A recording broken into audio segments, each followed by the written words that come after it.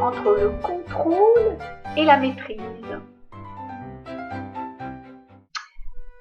Alors, déjà d'une manière très simple, on peut dire que le contrôle, l'énergie qui sous-tend le contrôle, c'est la peur. Celle de la maîtrise correspondrait plus à le fruit d'une intégration.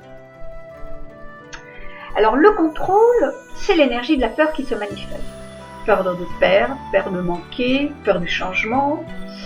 Donc, au lieu de traverser ces peurs pour accéder à la maîtrise, la personne les occulte et se place en dominant, parfois en tirant. Dans ce système, dans le système du contrôle, le flux de la vie est bloqué. C'est comme une énergie qui provoque des remous, des blocages, parce qu'on veut tout maintenir sous contrôle.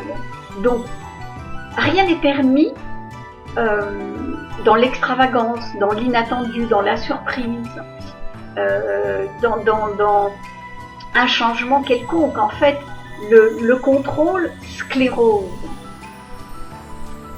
Par contre, la maîtrise a quelque chose d'extrêmement intéressant.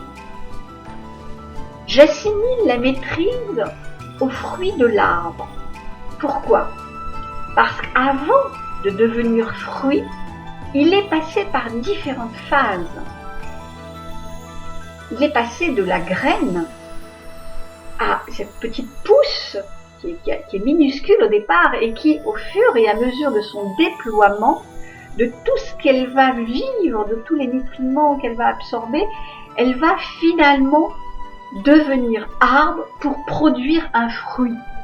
Donc, dans l'assimilation, il y a tout ce processus de réalisation, d'assimilation, d'intégration d'un processus qui finalement va devenir le fruit. Et ça, c'est la maîtrise. La maîtrise, elle est directement liée, elle fait corps avec le flux de la vie. La maîtrise permet de surfer sur les ondulations de la vie et ne pas les bloquer. Voilà, c'est ce que je peux te dire en quelques minutes, la différence entre le contrôle et la maîtrise. Alors, dans ta vie, regarde, observe, sur quoi tu es en général, pour pouvoir te réajuster. Et la maîtrise prend un peu plus de temps, parce qu'elle doit être assimilée avant de fleurir. À très bientôt.